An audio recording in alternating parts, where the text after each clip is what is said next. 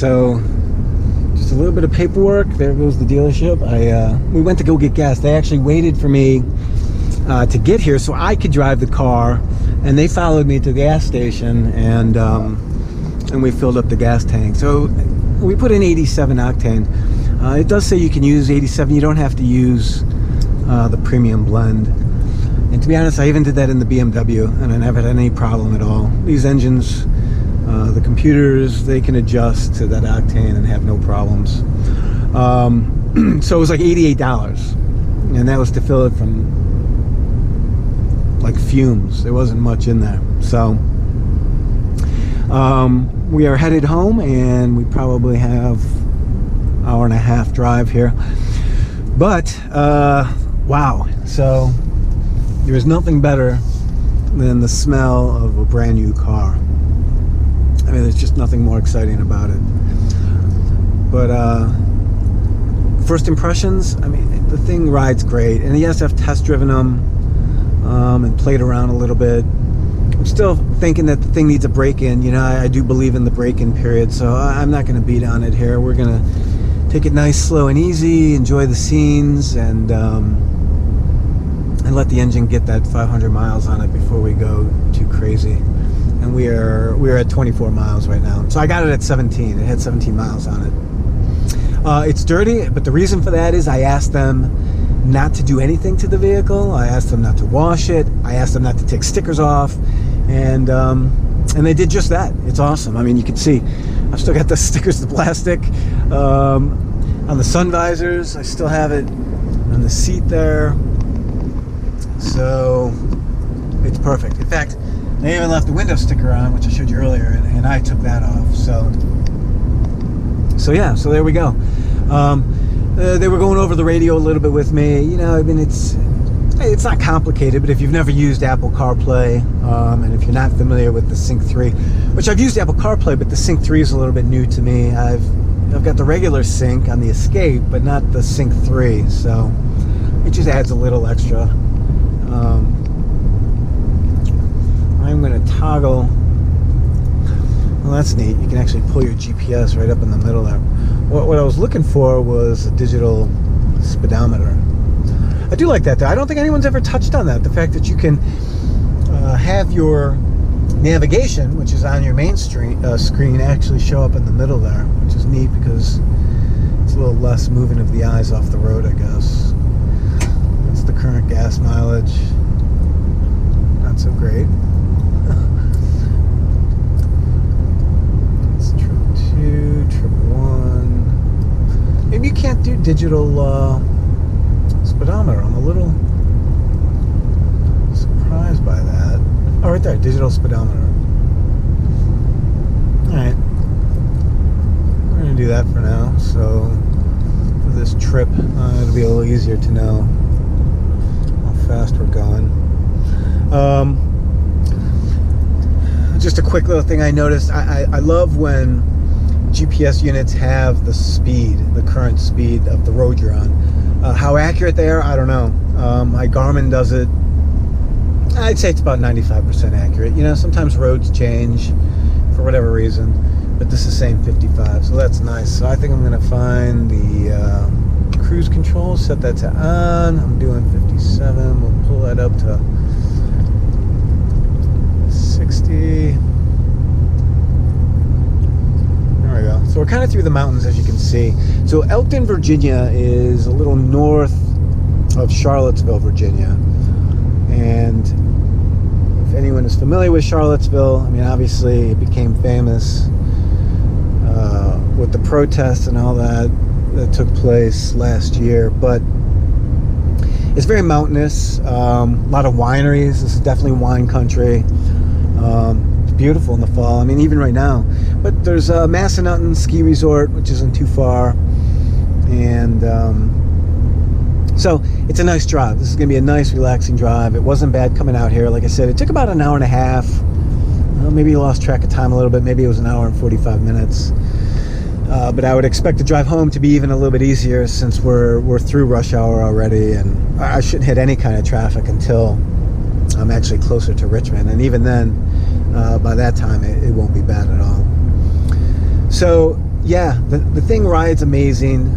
For as big and massive as this truck is, yeah, you don't realize it. You don't feel it. It actually turns really well. I had a long bed XL. I guess it was a 2009, and the turning radius on that thing was terrible. Now, actual length of vehicle, I don't know if that vehicle was longer or this one. Obviously, the bed was longer on that one, but the little playing around I already got to do as far as making a tight turn on this, it seemed like it was a pretty decent turning radius, so it's kind of surprising. It's nice. It's a very commanding kind of view. You are definitely sitting up higher, but you know, again, I think that's to be expected with any kind of pickup truck. Maybe just a little bit higher in the Raptor, but it feels good, handles good, comfortable. I could certainly see myself doing a long trip in this without any kind of problems at all. The seat is very multi-directional and adjustable. It's not full of a dozen different knobs though, and I don't know how many power way the seat actually is, but you know, it does all the stuff you would expect it to do, and I did find a pretty sweet spot here. I may want to play with it a little bit more, but right now, yeah, the telescoping steering wheel, the adjustable pedals, I mean, between all of that, you can certainly find the perfect seating position, I would say, without any kind of worries. What else? The sunroof, the moonroof, amazing. It's just beautiful. You'll notice this road here when we were coming in. Now I'm going uphill, obviously, and I was coming down before, but this is the windiest mountain road I've ever seen. And I don't mean like windy, like you're winding your way up the mountain and then back down. I mean like a snake road, like zigzag up and zigzag down. It's unbelievable. It must be a real joy for the big trucks, the semis. But we'll see. This thing, I may want to slow it down a little bit. To be honest with you, this thing handles like a sports car. I don't feel that much body roll at all. Driving in, I was in a BMW, an X5. So, you know, and it was the M series, so that thing's got wider tires than this. I mean, it's a sports car SUV essentially, but I really feel like this is handling it a little bit better. Of course, going downhill compared to uphill is a little different also. You know, you're going downhill, you're getting the momentum. You almost have to ride the brake a little bit. With this, you just let go of the gas, and you're going to slow down just because of the hill.